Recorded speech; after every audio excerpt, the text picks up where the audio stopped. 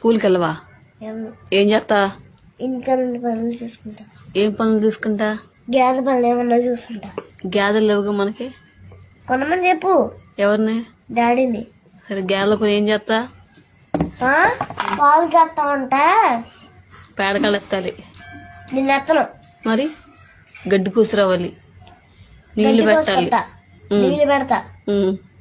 అయ్యే చేస్తాను. నేను ఏం చేయను. స్కూల్కి ఎందుకు వెళ్ళవు? నేను వెళ్ళను. ఈగల బిళ్ళ కొడతాము.